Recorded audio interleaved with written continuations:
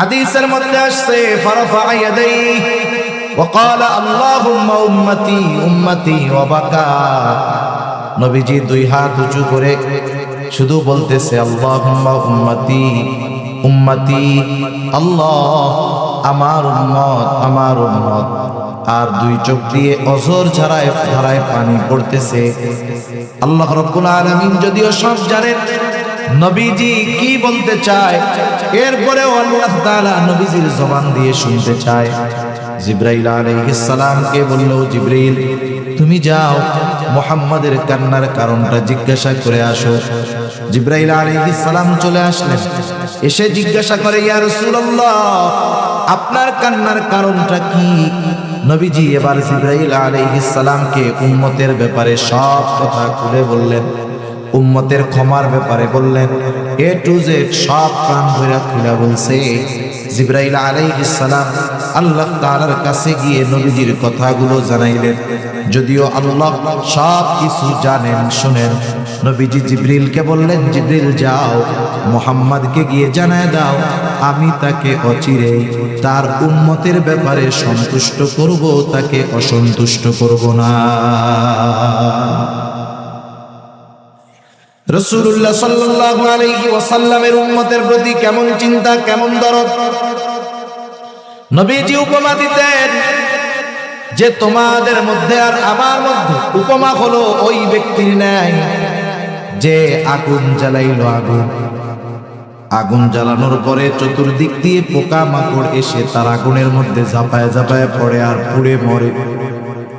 গ্রাম অঞ্চলে এখন অনেক সময় হয়, মাঝে মধ্যে দেখবেন শহরেও হয়, বিশেষ করে ফসলের সময় গ্রাম অঞ্চলে বেশি দেখা যায়। আলো পাইলেই চতুর্দিক দিয়ে পোকা মাকড় আলোটাকে ঘিরে ধরে। আগে যখন আগুন জ্বালানো হইতো ওই সময়ও পোকা মাকড় এসে আগুনের ওই চতুর্দিক দিয়ে ভিড় করত, লাফায়া লাফায়া আগুনের মধ্যে পড়তো, পুড়ে এগুলো সব ভস্ম হইতো, মারা যাইত। নবীজি বলেন, ওই লোকটা আগুন জ্বালাইলো, চতুর্দিক দিয়ে পোকা মাকড় এসে আগুনের মধ্যে আত্মহুতি দেয়, লাফায়া লাফায়া পড়ে, লোকটা হাত দিয়ে এগুলোকে সরাতে পারে না। নবীজি বলেন, তোমাদেরকে আমি কোমর ধরে ধরে জাহান্নামের দিক থেকে টেনে আনি, আর তোমরা শক্তি খাটায়া আমার হাত থেকে ছুটে তোমরা ওই দিকেই দৌড়ে চলে যাও। আমি আপনাদের খেদমতে পবিত্র কোরআনুল কারীমের একটা আয়াত তিলাওয়াত করেছি ও রাসূল আকরাম সাল্লাল্লাহু আলাইহি ওয়াসাল্লামের অগণিত হাদিস থেকে দুইটা হাদিস পাঠ করেছি। আল্লাহ তাআলার কাছে তৌফিক চাই, আল্লাহ তাআলা কিছু কথা আমাকে আপনাদের খেদমতে বলার সুযোগ করে দেন, যে কথাগুলো আমাদের দুনিয়া এবং আখিরাতের জন্য কল্যাণকর হয়। সকলে বলি আমিন। সম্মানিত উপস্থিতি, আল্লাহ সুবহানাহু ওয়া তাআলা আমাদেরকে এই দুনিয়াতে যে নিয়ামতগুলো দিয়েছেন, নিয়ামতগুলোর মধ্যে অন্যতম এক দামি নিয়ামতের নাম হলো সময়। সবচেয়ে দামি নিয়ামত ঈমান, আর দামি নিয়ামতগুলোর মধ্যে অন্যতম এক দামি নিয়ামত এই সময়।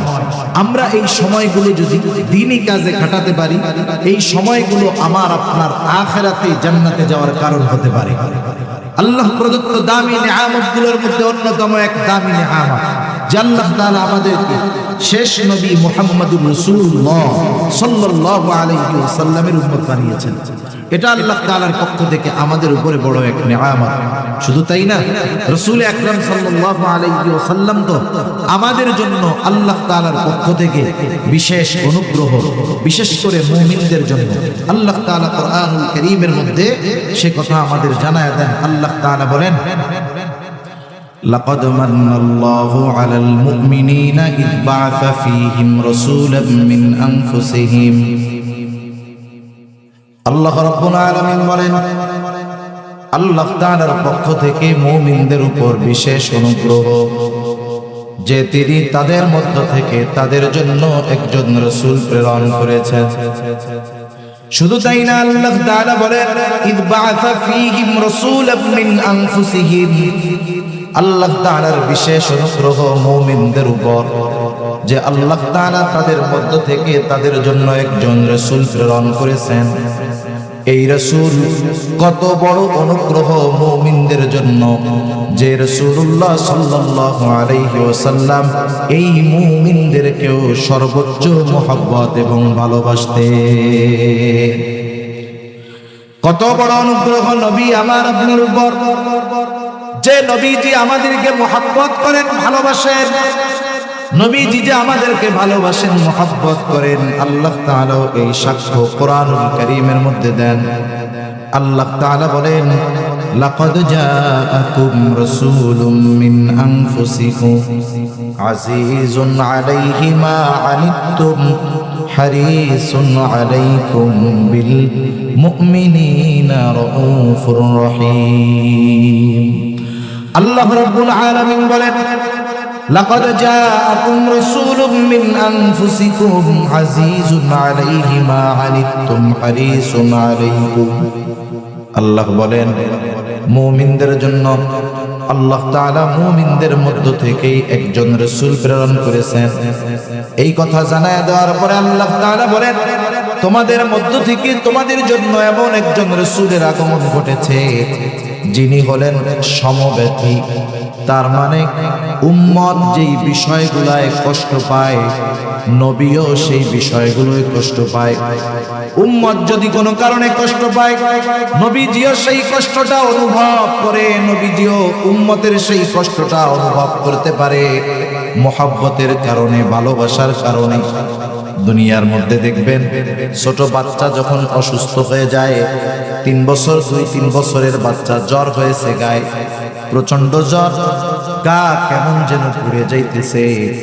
ওই বাচ্চা যখন জ্বরাক্রান্ত হয়, কষ্ট পায়, ওই মা বাবা, ওই সন্তানের মা বাবা যখন পাশে থাকে, বলেন তো সন্তানের এই কষ্টটা মা বাবার কষ্ট পাওয়ার কারণ হয় কি হয় না? সন্তানের কষ্ট মা বাবার কষ্ট পাওয়ার কারণ হয়। রাসূল আকরাম সাল্লাল্লাহু আলাইহি ওয়াসাল্লামের উম্মতের প্রতি এরকম দরদ, মহব্বত, মায়া, ভালোবাসা, কেমন ভালোবাসা উম্মতের জন্য। আব্দুল্লাহ ইবনে আমর ইবনুল আস রাদিয়াল্লাহু তাআলা আনহু থেকে বর্ণিত হাদিস, তিনি বলেন, আন্নান নবী সাল্লাল্লাহু আলাইহি ওয়াসাল্লাম তালা মা কাওলাল্লাহি আযজা ওয়া জাল্লা ফি ইব্রাহিম আলাইহিস সালাম। রাসূল আকরাম সাল্লাল্লাহু আলাইহি ওয়াসাল্লাম কোরআন থেকে তিলাওয়াত করলেন যা আল্লাহ তাআলা ইব্রাহিম আলাইহিস সালামের ব্যাপারে নাযিল করেছেন। কি নাযিল করেছেন?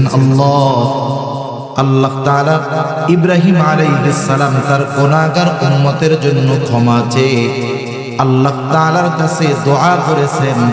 ওই দোয়ার খবরটা আল্লাহ তাআলা কোরআনুল কারীমে নাযিল করে জানায় দিয়েছে। প্রত্যেকটা নবী তার উম্মতকে ভালোবাসে, উম্মত গুনাহগার হোক আর নেককার হোক। ইব্রাহিম আলাইহিস সালাম তার উম্মতকে ভালোবাসে, বরং কিছু কিছু সময় বিষয়টা এমন হয় নেককারের চাইতে বদকারের জন্য চিন্তা বেশি থাকে।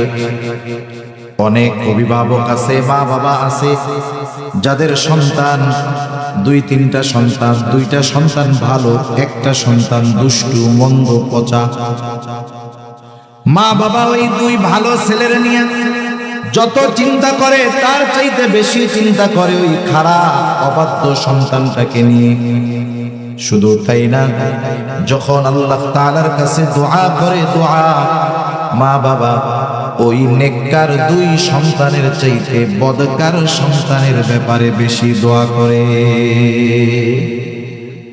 বলে, আল্লাহ ছেলেটা যদি ভালো হয়ে যায় তাহলে মরেও শান্তি পেতাম। সব সময় চিন্তা খারাপটারে নিয়ে বেশি থাকে। কেন? সন্তান খারাপ ঠিক, মহব্বতের কারণে ওই খারাপ সন্তানের জন্য চিন্তা, মায়া বেশি কাছে।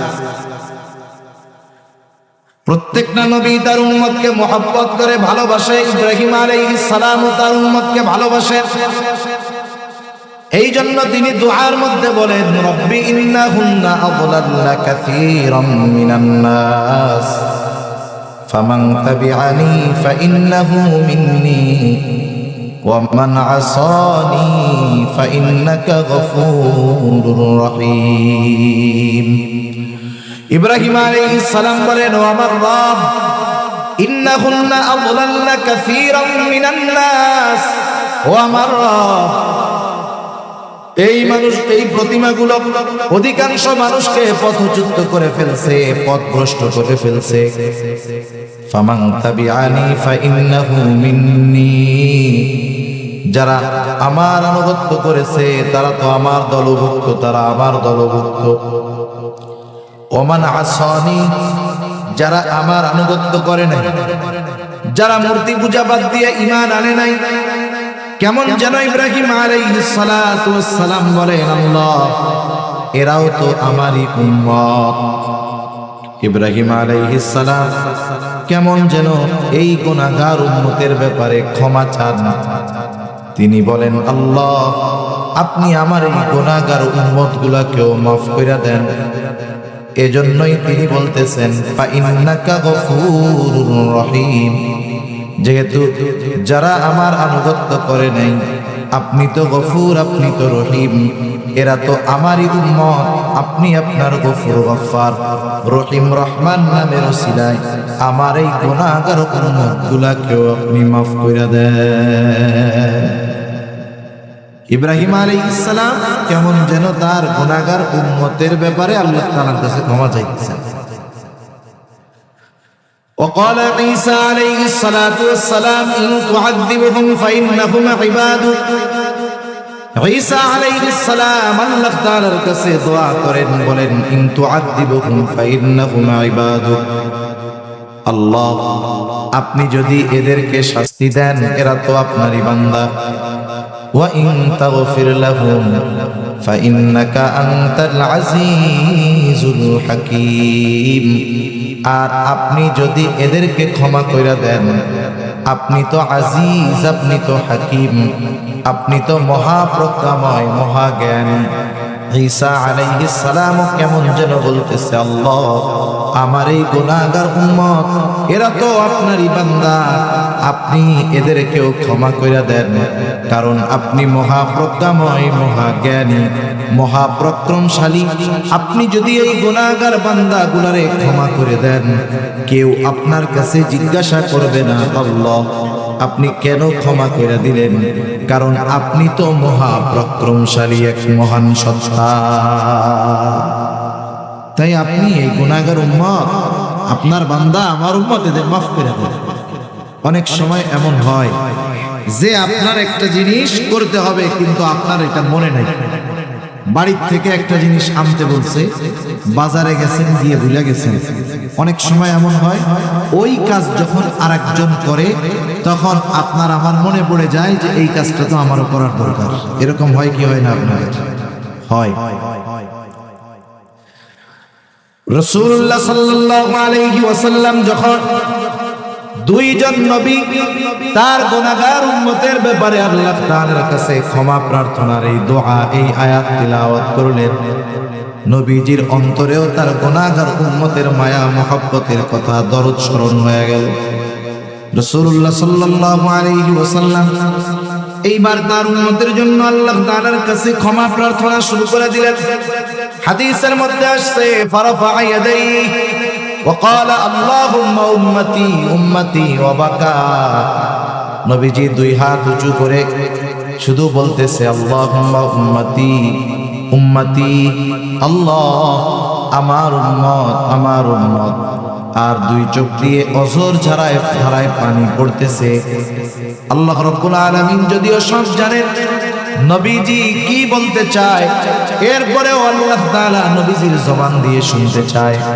জিবরাইল আলাইহিস সালামকে বলল, জিবরিল তুমি যাও মুহাম্মাদের কান্নার কারণটা জিজ্ঞাসা করে আসো।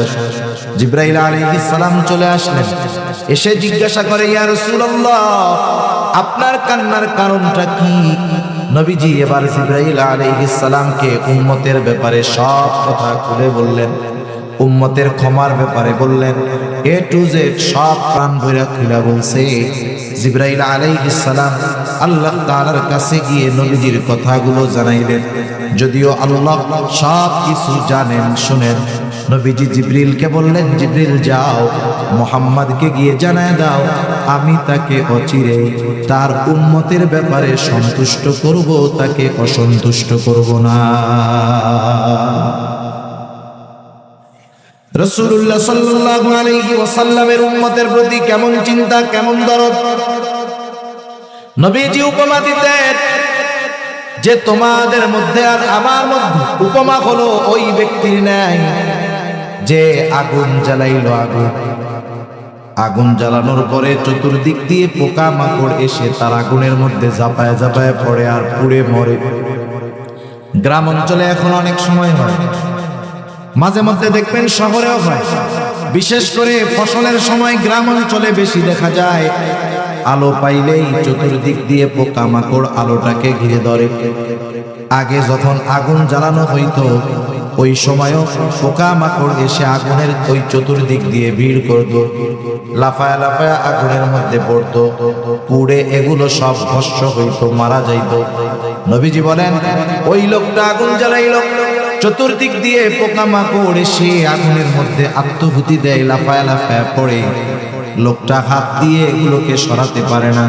নবীজি বলেন, তোমাদেরকে আমি কোমর ধরে ধরে জাহান্নামের দিক থেকে টেনে আনি, আর তোমরা শক্তি খাটায়া আমার হাত থেকে ছুটে তোমরা ওই দিকেই দৌড়ে চলে যাও। কতটুকু দরদ থাকলে, মায়া থাকলে নবীজি এরকম উপমা দিতে পারে। শুধু তাই না, কেমন দরদ নবীজির উম্মতের প্রতি। যেই উম্মতের দ্বারা নবীজি আঘাতপ্রাপ্ত হয়েছে, যেই উম্মতের দ্বারা নবীজি আঘাতপ্রাপ্ত হয়েছেন, তাদের উপরেও নবীজি কখনো বদদুয়া দেন নাই, আল্লাহর কাছে বলেন নাই আল্লাহ এদেরকে শাস্তি দেন, সুযোগ থাকার পরেও বলেন নাই।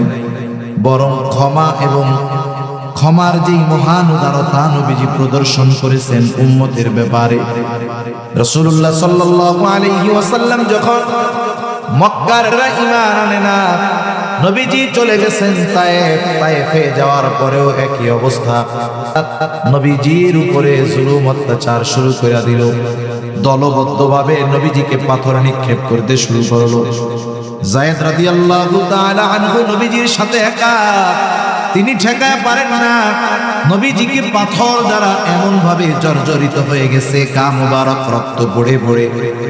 নবীজি পথ চলতেন আর বলতেন, বলো লা ইলাহা ইল্লাল্লাহ তুফলিহু, তোমরা বলো লা ইলাহা ইল্লাল্লাহ, সফল হয়ে যাইবা।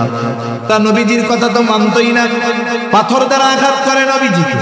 আঘাতের পরিমাণ কতটা ছিল, নবীজির গা বেয়ে বেয়ে রক্ত বের হয়েছে। আয়েশা সিদ্দিকা রাদিয়াল্লাহু তাআলা আনহা নবীজির গায়ে একদিন দেখতে পাইলেন অনেক দাগ। নবীজিকে জিজ্ঞাসা করতেছে, ইয়া রাসূলুল্লাহ, আপনার কি কখনো বসন্ত হয়েছিল নাকি? আপনার কি কখনো হয়েছিল নাকি? নবীজি বলেন, না আয়েশা, আমার কখনো এরকম কিছু হয় নাই। তাহলে ইয়া রাসূলুল্লাহ, আপনার গায়ে কিসের দাগ এগুলো? নবীজি বলেন, ও আয়েশা, আমি যখন তায়েফের মানুষদেরকে দ্বীনের দাওয়াত দেওয়ার জন্য গেলাম, তারা আমাকে বুঝতে পারে নাই। তারা যেই পাথর আমাকে নিক্ষেপ করেছে, এই দাগ হলো তাদের নিক্ষিপ্ত পাথরের আঘাতের দাগ।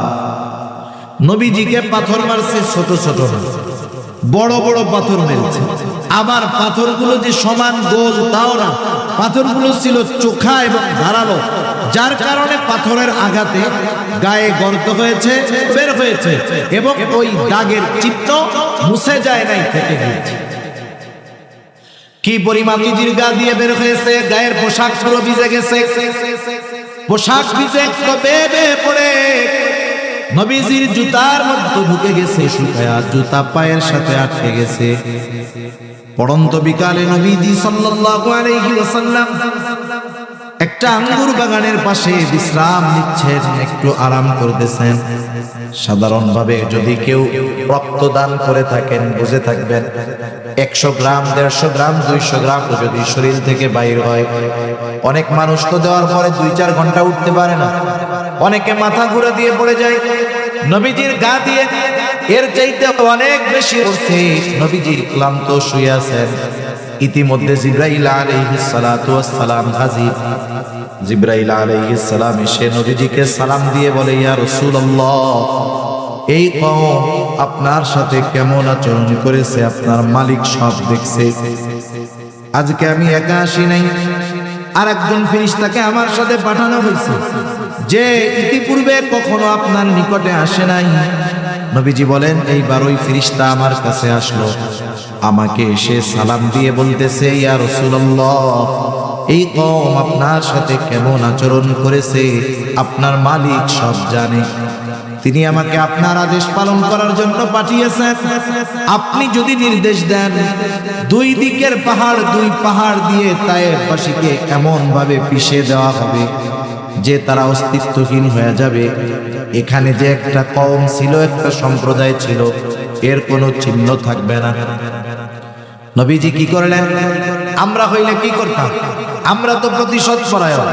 10 বছর আগে কেউ যদি আমাদেরকে চোখ গরম করে একটা ধমক দিয়ে থাকে, 10 বছর পর আমার যদি ক্ষমতা হয়, পাওয়ার হয়, আমি ওই 10 বছর আগের চোখ রাঙানোর প্রতিশোধ নেওয়ার জন্য অপেক্ষায় থাকি। আমি চিন্তা করি, আমার চোখ গরম করে ধমক দিছে, আমার তো এখন ক্ষমতা আছে, আমি এর চোখটারেই উঠাই দেব। নবীজি কি করলেন? তিনি একটু আরাম করতেছিলেন, নবীজি উঠা বসলেন। রাসূলুল্লাহ সাল্লাল্লাহু আলাইহি ওয়াসাল্লাম ওই ফেরেশতার কথার জবাবে বলেন, বাল আরজু আন ইয়াখরুজাল্লাহু মিন আসলাবিহিম মান ইয়াবুদুল্লাহ ওয়াহদাহু ওয়া লা ইউশরিকু বিহি শাইআ। নবীজি বলতেছেন, আমি তো ওদের ব্যাপারে আল্লাহ তাআলার কাছে এই আশা করি যে আল্লাহ তাআলা এই মানুষগুলোর মধ্য থেকে এমন এক কওম, এমন এক প্রজন্ম বের করবে যারা এক আল্লাহর ইবাদত করবে, তার সাথে কারো শরীক করবে না। নবীজি এমনটাও বলেন নাই হালকা পাতলা দিয়া এদেরকে একটু সতর্ক করে দাও, বরং যাদের দ্বারা গোটা দেহ রক্তে রঞ্জিত হয়েছে, নবীজি তাদের ব্যাপারেও প্রতিশোধ নেন নাই, বরং আশা পোষণ করেছে এরা ঈমান না আনলেও এদের পরবর্তী প্রজন্ম ঈমান আনবে।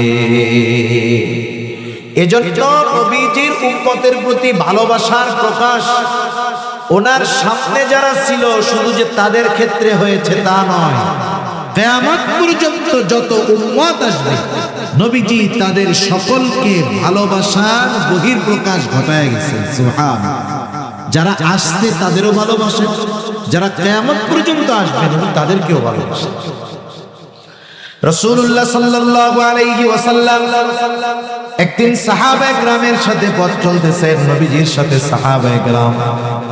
হঠাৎ করে নবীজি বলতেছে, আমার ভাইদেরকে আমার দেখতে মন চায়। সাহাবায়ে কেরাম বলে, ইয়া রাসূলুল্লাহ, আমরা কি আপনার ভাই নই? নবীজি বললেন, তোমরা হইলা আমার সাথী সাহাবী, তাহলে আপনার ভাই কারা? নবীজি বলেন, আমার ভাই হলো তারা যারা আমার পরে আমাকে না দেখে ঈমান আনবে, তারা হলো আমার ভাই। এর দ্বারা নবীজি কিয়ামত পর্যন্ত যত উম্মত তার দুনিয়ায় আসবে সকলের প্রতি আগাম ভালোবাসার বার্তা নবীজি দিয়ে গেছেন। সুবহানাল্লাহ। এসব বিষয়গুলো থাক। এখন বলেন তো, দুনিয়াতে আসলে আমাকে আপনাকে ভালোবাসে কি? একজন মানুষ আমারে আপনারে বলে যে আপনারে খুব ভালোবাসি, কথার কথা, আপনাকে একজন বলে যে আপনারে খুব ভালোবাসি, আপনারে ভালোবাসি ভাই, দাদা, চাচা। এখন ওই যেই লোকটা ভালোবাসে তাকে নিয়ে আপনি এক জায়গায় গেছেন, যাওয়ার পরে আপনি যে কোনো এক বিপদে পড়ে গেছেন। আপনি যখন বিপদে পড়ছেন, আপনারে দেখা বিপদ থেকে বাঁচানোর জন্য আশেপাশের কিছু মানুষ সাহায্য করার জন্য আসছে। কিন্তু ওই যেই লোকটা আপনারে খুব ভালোবাসে, ও বিপদ আজ করতে পেরে সবার আগে আপনার কাছ থেকে দূরে সরে বাড়ি চলে আসছে। এখন আপনি ওইখান থেকে কোনো মতে উদ্ধার হয়ে বাড়ি আসছেন, ওর সাথে আবার দেখা, দেখেই বলতেছে ভাই আপনারে খুব ভালোবাসি, আপনারে খুব মহব্বত করি। বলেন তো এবারে কি করবেন আপনি? আপনি বলবেন যে চিটিংবাজি বাদ দাও, তুমি যদি সত্যই আমাকে ভালোবাসতা তাইলে ওই বিপদে সবাই যদি চইলা যাইতো তুমি আমার কাছে থাকতে। কিন্তু হইল কি, বিপদে পড়ার পরে তুমি আমার কাছ থেকে সবার আগে ভাগছো। এ মিথ্যা কথা আর আমারে বইলা কোনো লাভ নাই। তাহলে বাস্তবিক ভালোবাসার প্রমাণ কখন পাওয়া যায়? যখন বিপদে যে সাহায্য করে, বড় বিপদে যে সাহায্য করে, বড় বিপদে যে পাশে থাকে, সেই বাস্তবে ভালোবাসে। ঠিক কিনা বলুন? মুখ দিয়ে ভালোবাসার কথা বলুক আর না বলুক, আসলে সেই ভালোবাসা। মানুষ হিসাবে সবচেয়ে বড় মুসিবত আমাদের এই দুনিয়ায় না, প্রত্যেকটা মানুষের সবচেয়ে বড় মুসিবত হবে কিয়ামতের দিন। ওই দিনটা মানুষ এতটা চিন্তা, এতটা পেরেশানির মধ্যে থাকবে। ওই দিন মা তার সন্তানকে চিনবে না, সন্তান তার মাকে চিনবে না, ভাই তার ভাইকে চিনবে না। আল্লাহ তাআলা কোরআনুল কারীমের মধ্যে বলেন, ইয়াউমা ইয়াফিরুল মারউ মিন আখিহি ওয়া উম্মিহি ওয়া আবিহি ওয়া সাহিবাতিহি ওয়া বানিহি লিকুল্লি ইমরিইম মিনহুম ইয়াউমা ইযিন শা'নুন ইউগনি। আল্লাহ রাব্বুল আলামিন বলেন, কিয়ামতের দিন ভাই ভাইয়ের থেকে পলায়ন করবে। ওয়া উম্মিহি ওয়া আবিহি, পিতা মাতার থেকে পলায়ন করবে। ওয়া সাহিবাতিহি ওয়া বানিহি, সেই দিন স্ত্রী সন্তানদের থেকে মানুষ পলায়ন করবে। প্রত্যেকটা মানুষ নিজের বিশেষ চিন্তায় বিভোর থাকবে। যেই দিন মা চিনবে না সন্তানকে, মা চিনবে না সন্তানকে, বাবা চিনবে না সন্তানকে। ওই কঠিন মুসিবতে এমনও হবে একজন মানুষ আল্লাহ তাআলার কাছে এমনটাও বলবে যে আল্লাহ, গোটা দুনিয়ার সব মানুষকে জাহান্নামে দিয়ে হলেও আপনি আমাকে জান্নাতে দিয়ে দেন। কেমন মুসিবত, কত বড় বিপদ সেই দিন হবে যে মানুষ কাউরে চিনবে। সকলেই নাফসি নাফসি করবে, নিজের চিন্তায় বিভোর থাকবে। আমার আপনার নবী মুহাম্মাদুর রাসূলুল্লাহ সাল্লাল্লাহু আলাইহি ওয়াসাল্লাম, তিনিও চিন্তিত থাকবেন, তবে নিজের জন্য নয়। নবীজি চিন্তিত থাকবেন উম্মতের জন্য। নবীজি কিয়ামতের দিন হাসরের ময়দানে উম্মতের চিন্তায় বিভোর থাকবেন। নবীজি একবার দৌড়িয়ে চলে যাবেন হাউজে কাউসারের কাছে, যেন তার কোনো উম্মত পানি পানে মাহরুম না হয়ে যায়। নবীজি আর একবার দৌড়ে চলে যাবেন মিজানের কাছে, না জানি ওজনে কোনো উম্মত ধরা পড়ে না যায়। নবীজি আবার আর একবার দৌড়ে চলে যাবেন পুলসিরাতের কাছে, না জানি তার কোনো উম্মত পুল পাড়ি দিতে ব্যর্থ হয়ে যায়। আবার দৌড়ে চলে যাবেন জাহান্নামের কাছে, না জানি তার কোনো উম্মত জাহান্নামের মধ্যে দিয়ে দেয়। আবার যখন উম্মতের সুপারিশের প্রয়োজন হবে, আল্লাহর কুদরতি কদমে আল্লাহ রাব্বুল আলামিনের নবী আমাদের জন্য সুপারিশ করতে হাজির হয়ে যাবে। উম্মতের চিন্তায় নবী বিভোর থাকবে। শুধু তাই না, সব নবী জান্নাত অভিমুখে চলে রওনা হয়ে যাবে। সকলেই জান্নাতের দোরগোড়ায় পৌঁছায় যাবে। জান্নাতের দরজা বন্ধ, জান্নাতের দরজা খোলা হবে না। জিজ্ঞাসা করা হবে কেন খোলা হয় না? জবাব আসবে, যিনি আসলে খোলা হবে তিনি আসেন নাই। তিনি কে? তিনি হলেন মুহাম্মদুর রাসূলুল্লাহ সাল্লাল্লাহু আলাইহি ওয়াসাল্লাম। কোথায় তিনি? তিনি এখনো হাসরের ময়দানে। কি করবেন? যতক্ষণ না নবী তার ওই উম্মত যার যাররা পরিমাণ ঈমান আছে তার ব্যাপারেও আল্লাহ তাআলার কাছ থেকে জান্নাতের নিশ্চয়তা নবীজি যতক্ষণ না পাবেন ততক্ষণ নবী নিজে জান্নাতে প্রবেশ করবে না। তাহলে আমাকে আপনাকে, আমার আপনার নবী, আমার মা বাবা কি স্বয়ং আমার চাইতেও নবী আমাকে বেশি ভালোবাসে, আমাদের চাইতেও নবী আমাদের বেশি ভালোবাসে। আমরা জাহান্নামের দিকে দৌড়াই, আমাদের চিন্তা নেই, কিন্তু উম্মত জাহান্নামে যাবে, কষ্ট পাবে, নবীজি এটা ফিল করেন, অনুভব করেন। এজন্যই তো নবীজি সমবেত। রাসূল আকরাম সাল্লাল্লাহু আলাইহি ওয়াসাল্লামের ব্যাপারে এই জন্যই আল্লাহ তাআলা বলেন, তিনি হলেন হারিসুন আলাইকুম, তোমাদের জন্য কল্যাণকামী, তিনি তোমাদের জন্য কল্যাণকামী। 2 নম্বর হারিসুন আলাইকুম, তিনি তোমাদের জন্য কল্যাণকামী। 1 নম্বর তিনি হলেন সমব্যথী, অর্থাৎ যেই জিনিসটা তোমাদের কষ্ট দেয় সেটা তাকেও কষ্ট দেয়। 2 নম্বর হারিসুন আলাইকুম, তিনি হলেন তোমাদের জন্য কল্যাণকামী। একটা উদাহরণ দিলে বুঝতে সহজ হবে। আমরা অনেক সময় চিন্তা করি কিছু জিনিস সংরক্ষণ করে রাখবো, এখন এটা খরচ করব না, এটা এখন জমায় রাখবো, অমুক সময় কাজে লাগতে পারে, ওই সময় কাজে আমরা এটাকে ব্যবহার করব। অনেক সময় দেখবেন মা আছে, দাদি আছে, স্ত্রী আছে, এনারা কিছু সম্পদ টাকা পয়সা আলাদাভাবে ওইটাকে সংরক্ষণ করে রাখে, কিছু কয় না। এখন দেখে স্বামীর মনটা খারাপ, কি ব্যাপার, কি হয়েছে? বলে যে এই মাসে বেতনটা এখনো পাই নাই, টাকা পয়সা, বাজারও শেষ, দোকান বাকি। এই যে স্বামী চিন্তিত, এই টাইমে স্ত্রী করে কি, ওই যে জমানো টাকা গুলাই না স্বামীর হাতে দিয়া বলে, ধরেন এগুলা আমি যে বাজার থেকে আস্তে আস্তে জমায় রাখছি, আমিও চিন্তা করছি যখন আপনার কোনো সমস্যা হবে তখন আমি দিব, এজন্য জমায় রাখছিলাম, এই যে টাকাগুলা নেন। এটা তিনি কেন করেন? তিনি স্বামীর কল্যাণকামী, এজন্য করছেন, ঠিক কিনা বলেন? নবীজি উম্মতের কল্যাণকামী, এই জন্য নবীজি জানেন উম্মতের জন্য কোন সময় কোনটা জরুরি। এই জন্য নবী এক হাদিসের মধ্যে বলেন, আল্লাহ তাআলা প্রত্যেকটা নবীকে তার উম্মতের ব্যাপারে বিশেষ একটা দোয়া করার সুযোগ দিয়েছে। শুধু তাই না, ওই দোয়া কবুলের নিশ্চয়তাও আল্লাহ তাআলা দিয়েছেন। নবীজি বলেন, সব নবী তার উম্মতের ব্যাপারে ওই দোয়াটা করে ফেলছে, আমি আমার ওই দোয়াটাকে সংরক্ষণ করে রেখেছি, জমা করে রেখেছি। কিয়ামতের দিন আমি আমার উম্মতের সুপারিশ হিসাবে ওই দোয়াটাকে আমি ব্যবহার করব। কারণ নবীজি জানেন যেহেতু এই দোয়া কবুল হওয়ার গ্যারান্টি আল্লাহ দিয়েছেন উম্মতের ব্যাপারে, তাহলে আমার উম্মতের জন্য এই দোয়াটা দুনিয়াতে নয় আখিরাতে পরকালে কাজে লাগবে বেশি। এজন্য নবী ওই দোয়াটা দুনিয়ায় না করে আখিরাতের জন্য জমা করে রাখছেন। সুবহানাল্লাহ। তাহলে নবীজি হলেন আমাদের জন্য সর্বোচ্চ কল্যাণকামী।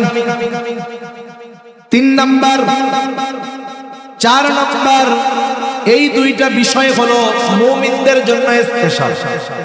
এজন্য আল্লাহ তাআলা লাস্টে বলেন, বিল মুমিনিনা রাউফুর রহিম। ওই নবী বিশেষ করে মুমিনদের জন্য হলেন রাউফ, মুমিনদের জন্য হলেন রহিম। রাউফ এটা আল্লাহ তাআলার গুণবাচক নামগুলোর মধ্যে একটা নাম। রহিম আল্লাহ তাআলার গুণবাচক নামগুলোর মধ্যে আরেকটা নাম। বলেন তো রাউফুর রহিম কে? একটু বলেন তো, আরো জোরে বলেন কে? রাউফুর রহিম হলেন আল্লাহ। এই জন্য আল্লাহর গুণবাচক কোন নাম মানুষের শানে, মাখলুকের শানে ব্যবহার করা বৈধ নয়। আমাদের দেশে তো এমন পীর সাহেব আছে যার নামের আগে লকব এমন এমন দেওয়া, এত লকব কোন নবীর নাই। একেবারে আল্লাহর সাথে সম্পৃক্ত যে শব্দগুলো, এগুলো পীরের নামে আগে লকব হিসাবে ব্যবহার করে। আছে আছে না নাই বলেন? বাংলাদেশে এক পীর আছে, তার নামের আগে 60-65টা লকব আছে। এই লকবগুলোর মধ্যে একটা লকব হলো সাহেবে কুদ। নাউজুবিল্লাহ বলেন। সাহেবে কুদ মানে বুঝেন? উনি এমন মানুষ, শুধু বলেন হও, সেটা সাথে সাথে হয়ে যায়। নাউজুবিল্লাহ। আল্লাহ তাআলা বলেন নিজের ব্যাপারে, আল্লাহ তাআলা জানায় দেন আমাদের, ইন্নামা আমরুহু ইযা আরাদা শাইআন আন ইয়াকুলা লাহু কুন ফায়াকুন। আল্লাহ তাআলা যেটা ইরাদা করেন, যেটা চান বা যেটা ইচ্ছা করেন, তিনি শুধু বলেন কুন, হও। ফায়াকুন, সেটা তৎক্ষণাৎ হয়। তাহলে সাহেবে কুন কে? আরে জোরে বলেন না, কে? আল্লাহ। অথচ ওনার নামের আগে লাগায় রাখছে। আল্লাহ তাআলার গুণবাচক নাম যেগুলো, এগুলো আল্লাহর জন্যই খাস, এটা কোনো মানুষের জন্য হবে না। যেমন মনে করে আমাদের দেশের প্রধানমন্ত্রী আছে না, বলেন তো প্রধানমন্ত্রীর নাম কি? শেখ হাসিনা কে? প্রধানমন্ত্রী তো ওনার নাম, এটা ওনার একটা সিফত। তাহলে যিনি প্রধানমন্ত্রী তিনি শেখ হাসিনা। কেউ যদি প্রধানমন্ত্রী শব্দ উল্লেখ করে কোনো কথা বলে, ওটা যেমন শেখ হাসিনা পর্যন্ত যাবে। কেউ যদি শেখ হাসিনা বলে কোনো কথা বলে, ওটা প্রধানমন্ত্রী পর্যন্তই যাবে। ঠিক কিনা বলে? দুজন একই ব্যক্তি। সুতরাং আল্লাহ তাআলার গুণবাচক নাম রহিম আল্লাহ, আল্লাহই রহিম। গফুর আল্লাহ, আল্লাহই গফুর। যিনি গফুর তিনি আল্লাহ, যিনি রহিম তিনি আল্লাহ, যিনি খালেক তিনি আল্লাহ, যিনি মালিক তিনি আল্লাহ, যিনি রাউফ তিনি আল্লাহ। তাহলে আল্লাহ তাআলার গুণবাচক নাম কোন মানুষের শানে ব্যবহার করা যাবে না। এজন্য নাম রাখার ক্ষেত্রেও, ডাকা এবং রাখার ক্ষেত্রেও সতর্কতা অবলম্বন জরুরি। যেমন আমাদের দেশে নাম রাখছে আব্দুল খালেক, মা বাবা আব্দুল খালেক রাখছে, মা বাবা আব্দুল মালিক রাখছে। ডাকার ক্ষেত্রেও আব্দুল খালেক আব্দুল মালিক ডাকার দরকার। কিন্তু কেমনে ডাকে? খালেক। মাঝে মধ্যে তো একটু তেড়া বেঁকা করে ডাকে, ও খালেক খালেক। আছে না এরকম? আপনি তাকে ডাকবেন আব্দুল খালেক, খালেকের বান্দা এটা বলে আপনি তারে খালেক বানায় রেখেছেন, এটা ঠিক না? ডাক যদিও আমাদের মাকসাদ উদ্দেশ্য এটা থাকে না, তবে ডাকাটা ঠিক। তাহলে একটু জবান খুলে বলেন তো রউফুর রহিম কে? দুনিয়ার কোন মানুষ কি রউফুর রহিম হতে পারে? হতে পারে না। কিন্তু ওই রউফুর রহিম আল্লাহ নবীজির তার উম্মতের প্রতি কেমন দরদ, কেমন মায়া, কেমন মোহাব্বত, কেমন ভালোবাসা, এটা বোঝানোর জন্য আল্লাহ তাআলা তার দুইটা গুণবাচক নাম রউফুর রহিম, এটা নবীজির শানে স্বয়ং আল্লাহ ব্যবহার করেছে। আল্লাহ তাআলা বলতেছে এই নবী হলেন এমন নবী যে মুমিনদের জন্য হলো রউফুর রহিম। তিনি হলেন মুমিনদের জন্য অতি সদয় পরম দয়ালু। আল্লাহ তাআলা তার হাবিবের ব্যাপারে বলতেছে যে তিনি হলেন তার মুমিন উম্মতদের ব্যাপারে অতি সদয় পরম দয়ালু। এই কথার দ্বারা এই বিষয়টা ক্লিয়ার হয়ে যায় যে আল্লাহ রাব্বুল আলামিন তার নবীকে কেমন ভালোবাসে, আর ওই নবী তার উম্মতদেরকে কেমন ভালোবাসে। তাহলে নবী যে আমাদের সম্পর্কের যারা আছে, মা হোক, বাবা হোক, ভাই হোক, বন্ধু হোক, সকলের চাইতে নবী যে আমাদের বেশি ভালোবাসে, কোনো সন্দেহ আছে? নবী যে সবচেয়ে বেশি ভালোবাসে, এ সাক্ষ্য কে দিয়েছে? জোরে বলেন কে? আল্লাহ দিয়েছে। এজন্য নবীকেও তো আমাদের ভালোবাসার দরকার। ভালোবাসার দরকার আছে না নাই? নবীর প্রতি উম্মতের ভালোবাসা হবে সর্বোচ্চ ভালোবাসা। এমন এক জিনিস, নবীকে ভালোবাসা নবীর অনুসরণের মাধ্যমে হয়। আর নবীকে ভালোবাসা এটা ঈমান সম্পৃক্ত বিষয়। এটা কিন্তু বিষয়টা এমন না যে সম্পর্কের ভালোবাসা, সম্পর্কের ভালোবাসা ঈমানের কারণে ত্যাগ করা যায়।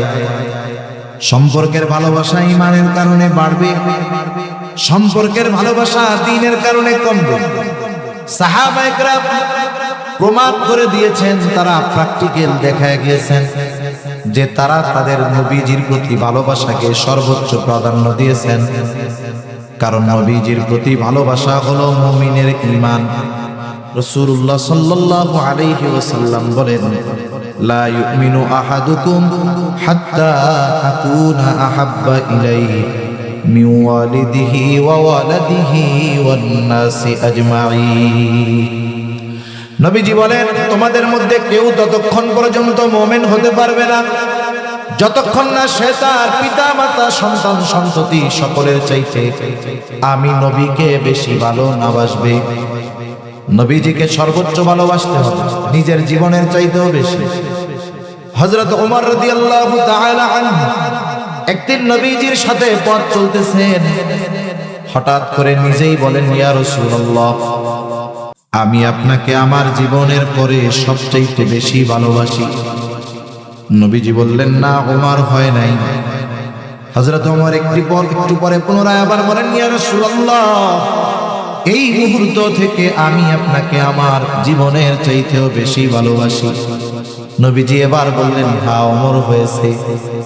তাহলে নবীজিকে সর্বোচ্চ ভালোবাসতে হবে, সেটা হবে নিজের জীবনের চাইতেও বেশি। এক সাহাবীর ঘটনা শোনাই আপনাদের। বাপ মা যদি হয়, বাপ মারে ভালোবাসা যাবে না, এটা ইসলাম কখনো বলে না। বরং বাপ মা যদি হয়, তাদেরকে বাবা মা হিসাবে ভালোবাসতে হবে, এটা ইসলামের নির্দেশ। কিন্তু যদি ঈমানের কারণে বাবার সাথে দুশমনি করতে হয়, পিছপা হওয়া যাবে না। হইছে বদরে একজন সাহাবী, জান্নাতের সুসংবাদ প্রাপ্ত 10 জনের একজনও তিনি। ওনার নাম হলো আবু উবাইদা ইবনুল জাররাহ রাদিয়াল্লাহু তাআলা। আবু উবাইদা গেছে, তাকায় দেখে আবু উবাইদার বাবা জাররাহ, সেও যুদ্ধ করার জন্য আসছে এদের পক্ষে, মুসলমানদের বিপক্ষে। দীর্ঘদিন পর আবু উবাইদা তার বাবাকে দেখছে, বাবার প্রতি ভালোবাসা মহব্বত জাগ্রত হয়ে গেছে। মনে মনে চিন্তা করছে, কিন্তু বাবার মুখোমুখি হব না। বাবার থেকে সরে সরে আবু উবাইদা করে, কিন্তু বাবার নজর বিধি, বাবার আচার আচরণ দিকে খেয়াল করতেছে, গতিবিধি পরিলক্ষণ করতেছে যে বাপ কি করে। আবু উবাইদা একবার দেখলেন যে তার বাবা জাররাহ নবীজিকে আক্রমণ করার জন্য চেষ্টা করতেছে। আবু উবাইদা এক করে গিয়ে বাবাকে দূরে সরায় দিলেন, আবার চলে আসলেন নিজের আগের জায়গায়, আবার যুদ্ধ করেন। বাবার গতিবিধি লক্ষ্য করতেছে। তিনি আবার দেখলেন তার বাবা জাররাহ নবীজির দিকে আক্রমণ করার জন্য অগ্রসর হয়। আবার তিনি গিয়ে বাবাকে দূরে ঠেলা দিয়ে আসলেন। তৃতীয়বার আবার খেয়াল করেন বাবার গতিবিধি, বাবা কি করে। দেখলেন আবার আক্রমণ করার জন্য অগ্রসর হইতেছে। এইবার আবু উবাইদা এটাকে বরদাস্ত করলেন না, নিজে গিয়া নিজের হাতে নিজের বাবাকে দুনিয়া থেকে বিদায় করে দিলে। বাবাকে শেষ করে দিছে ছেলে, তো শেষ হয়েছে। মুসলমানরা তো জিতেছে, জয়ী হয়েছে, এটা পরাজিত হয়েছে। কিন্তু ইতিহাস তো এরকম নাই, মানে বাপরে শেষ করে দিছে। খোসা মারা কথা শুরু করে দিয়েছে, দেখ মুহাম্মদ কি শিখাইছে, উম্মত দেখ কি সন্ত্রাস। ছেলে বাপরে সাইজ করে দিয়েছে। এখন বলেন, গাজার টাকার জন্য, নেশার টাকার জন্য, মোটর সাইকেলের টাকার জন্য। আমাদের দেশে তো নেশার টাকার জন্য বাপকে হত্যা করেছে, এরকম ঘটনা অনেক আছে। মাকে হত্যা করেছে অনেক আছে। মোটর সাইকেলের টাকা দেয় নাই, বাবা হত্যা করে ফেলছে, এরকম ঘটনা দেশে আছে না না? ওনারা কেন হত্যা করেছে? এখন নবীজিও চুপ, সাহাবায়ে কেরাম কিছু কইতে পারে না। কি ঘটনা ঘটে গেল, এরকম তো হবে চিন্তাও করে না। দুনিয়ার মানুষ খোসা কথা কইতেছে। আর আল্লাহ তাআলা ওহী নাজিল করেছেন আবু উবাইদার এই ঘটনাকে কেন্দ্র করে। সুবহানাল্লাহ। আল্লাহ তাআলা বলে, লা তাজিদু কওমান ইউমিনুনা বিল্লাহি ওয়াল ইয়াউমিল আখির ইউআদুনা মান হাদ্দাল্লাহা ওয়া রাসূলাহু ওয়ালাউ কানু আবাআহুম আও আবনাআহুম আও ইখওয়ানাহুম আও আশীরাতাহুম উলাইকা কাতাবা ফি কুলুবিহিমুল ঈমান ওয়া আইয়াদাহুম বিরূহিম মিন ওয়া ইউদখিলুহুম জান্নাতিন তাজরি মিন তাহতিহাল আনহারু খালিদিনা ফিহা রাদিয়াল্লাহু আনহুম ওয়া রাদু আন উলাইকা হিজবুল্লাহ আলা ইন্না হিজবাল্লাহি হুমুল মুফলিহুন।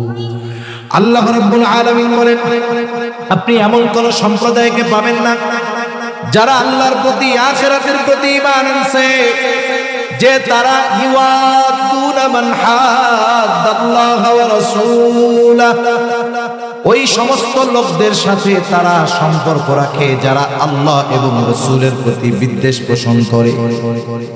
এই মুমিনরা আল্লাহ এবং রাসূলের প্রতি বিদ্বেষ পোষণকারীদের সাথে সম্পর্ক রাখে না।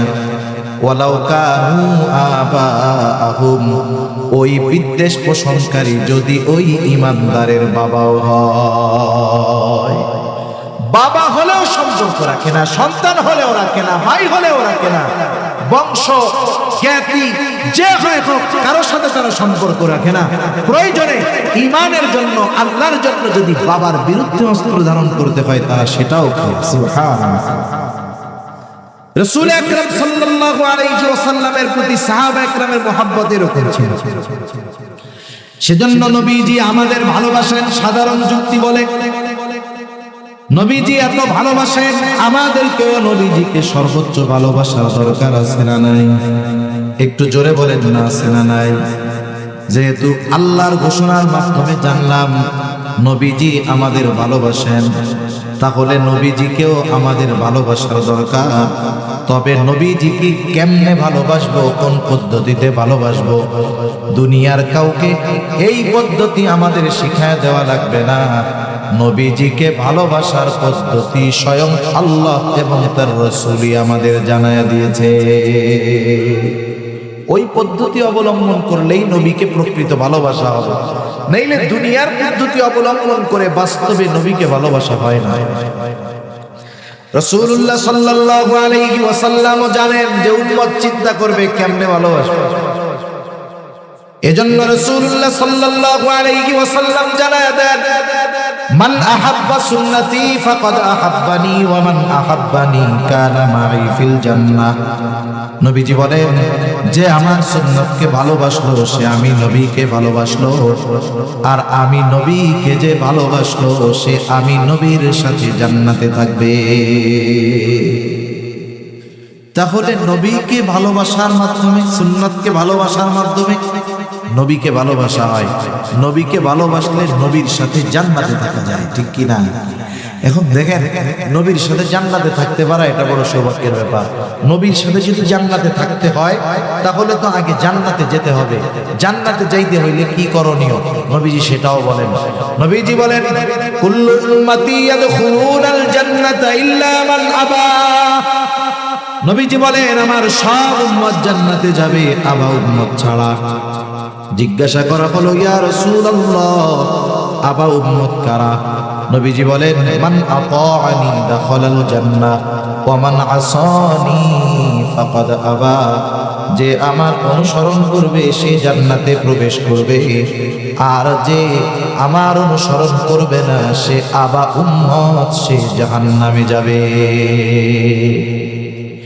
এই দুই হাদিসের সমন্বয় যদি করা হয় তাহলে মূল কথা বের হয় যে নবীর সুন্নাতকে মুহাব্বতের সাথে অনুসরণ করবে সে নবীর সাথে জান্নাতে থাকবে। সুবহানাল্লাহ। শুধু তাই না, নবীর অনুসরণের মাধ্যমে আল্লাহর ভালোবাসা পাওয়া যায়। মুমিন তো আল্লাহ তাআলাকে সর্বোচ্চ ভালোবাসে। এক নম্বরে মুমিন সবচেয়ে ভালোবাসে আল্লাহকে, দুই নম্বরে নবী।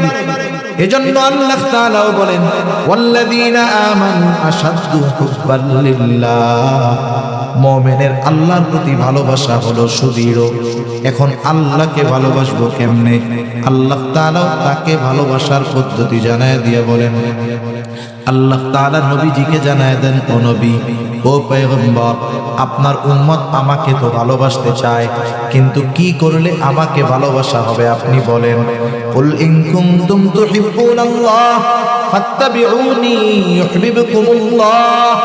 আল্লাহ তাআলা বলেন, নবী আপনি বলেন, ইন কুনতুম তুহিব্বুনাল্লাহ, তোমরা যদি আল্লাহকে ভালোবাসতে চাও কি করবা?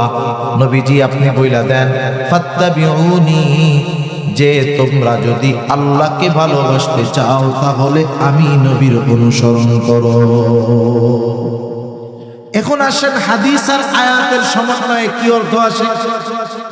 হাদিস আর আয়াতের সমন্বয়ে অর্থ আসে নবীজির অনুসরণ করলে আল্লাহকে ভালোবাসা, নবীজির অনুসরণ করলে জান্নাতে যাওয়া যায়। তার মানে আল্লাহকে ভালো না বাসলে জান্নাতে যাওয়া যাবে না। আল্লাহকে ভালোবাসা হবে নবীর অনুসরণের মাধ্যমে। কিন্তু নবীর অনুসরণ করলে কি আল্লাহ কি শুধু ভালোবাসা হবে তা নয়, বরং আল্লাহ এটার মালিক হলো একটি, সে মুসলমানদেরকে ঠিকমতো পানি টানি দেয় না।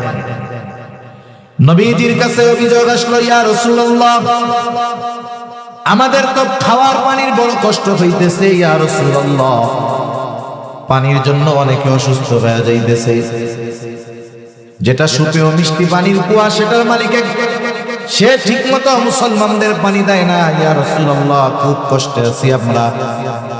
উপস্থিত সাহাবায়ে কেরামের সামনে নবীজি ঘোষণা করলেন, তোমাদের মধ্যে এমন কে আছো যেদির কাছ থেকে ওই কুয়াটা কিনে মুসলমানদের পানির সমস্যাটা দূর করে দিবা? সাহাবায়ে কেরাম তো এমন ছিলেন, নবীজির নির্দেশে নিজের সব সম্পদ নবীজির খেদমতে হাজির করতে তারা তৈরি ছিলেন। সাহাবায়ে কেরাম অনেকজন আশা করছে হয়তো আমি এই ফজিলত অর্জন করতে পারবো। খবর চলে গেছে যে মুহাম্মদ সাল্লাল্লাহু আলাইহি ওয়াসাল্লাম এই ঘোষণাটা প্রদান করছে। এইবার চিন্তা করতেছে তাইলে তো কাম সারা। মুহাম্মাদের উম্মত যারা, এরা জীবনের সর্বস্ব দিয়ে হলেও এই কুয়াটা কিনবে। এইবার বাজারে যেটার চাহিদা থাকে দেখবেন কম দামি জিনিস হঠাৎ করে দামি হয়ে যায়, ঠিক কিনা? ওই সময় যখন মাস্কের ওয়াজ দিত, আমাদের মাস্ক হইতো না, মাস্ক পরতে হবে সময়, কত ফার্মেসির মধ্যে 10-5-6 বছর আগের ওই মাস্ক পড়িয়া থাকছে, কোনা দিয়ে প্যাকেট ইঁদুরেও কাইটা ফেলছে। যখন উনি এই খবর পাইছে রে মাস্ক ব্যবহার করতে বলছে, 50 পয়সা দিয়ে কেনা মাস্ক এক একটা 50 টাকা বিক্রি করছে। করে না এরকম? করছে। চাহিদার কারণে দাম বেড়ে গেছে। চিন্তা করতেছে সুযোগ পাইছি, যেই কাছে কুয়া কেনার দাবি করে, অনেক গুণ বেশি দাম দাবি করে, কেউ কেনার মতো অ্যাবিলিটি নাই, কেউ কিনতে পারে না। হযরত ওসমান রাদিয়াল্লাহু তাআলা আনহুর কানেও খবর গেছে নবীজি এই কথা বলছে, কিন্তু সে কুয়ার দাম অনেক চাই, কেউ কিনতে পারে নাই। উসমান তো ধনী ছিলেন, বড় ব্যবসায়ী ছিলেন, কাছে গিয়া ব্ল্যাঙ্ক চেক দিয়ে দিছে। ব্ল্যাঙ্ক চেক তার মানে বলতেছে তুমি এই কুয়ার জন্য কত টাকা চাও? যা দাম চাইছে ওসমান রাদিয়াল্লাহু তাআলা আনহু সেই দামে কুয়াটা এর কাছ থেকে কিনে ওই কুয়া সকলের জন্য উন্মুক্ত করে দিয়েছে। নবীজির কাছে খবর আসলো, ইয়া রাসূলুল্লাহ, মুসলমানদের পানির কষ্ট শেষ কেমনে হইল? বলে আপনার জামাতা উসমান সেই কাছ থেকে অনেক বেশি দাম দিয়ে কুয়া কিনে সকলের জন্য উন্মুক্ত করে দিয়েছে। নবীজি তখন ওই মজলিসের মধ্যে বলছে, শোনো, উসমান এর কাছ থেকে কুয়া কিনে নাই, বরং উসমান তার এই কর্মের মাধ্যমে আল্লাহ তাআলার কাছ থেকে জান্নাত কিনে নিয়েছে। এই মানুষটাও কবরের ব্যাপারে এত ভীত চিন্তিত ছিলেন, কান্না করতেন। জিজ্ঞাসা করা হইতো যে আপনি তো জান্নাতের সুসংবাদ পাইছেন, আপনি কান্না করেন কেন? তখন উসমান রাদিয়াল্লাহু তাআলা বলতেন, নবীজি তো আমাকে জান্নাতের সুসংবাদ দিয়েছে, কবরে আমার সাথে কেমন আচরণ করা হবে এটা তো আমাকে বলে নাই। ওই অনন্তকালের চূড়ান্ত সফরের প্রথম ঘাটি কবরে যদি আমাকে রাখা হয় আমার ব্যাপারে একটা মিথ্যা কথা দিয়ে, এটা আমার আপনার জন্য বড় দুর্ভাগ্যের ব্যাপার। এজন্য যেই নবী আমাদেরকে এত ভালোবাসেন, সেই নবীর ভালোবাসার প্রতিদান ঈমানি এই মুহাব্বত নবীজির প্রতি প্রদর্শন করতে গিয়ে সুন্নাতের উপরে যেহেতু চলতে হবে, দুনিয়ার মানুষ যদি সুন্নাতের উপরে চলার কারণে তিরস্কারও করে, পিছপা না হয়ে নবীর সুন্নাতের পরিপূর্ণ অনুসরণকারী হওয়া যাবে তো ইনশাআল্লাহ।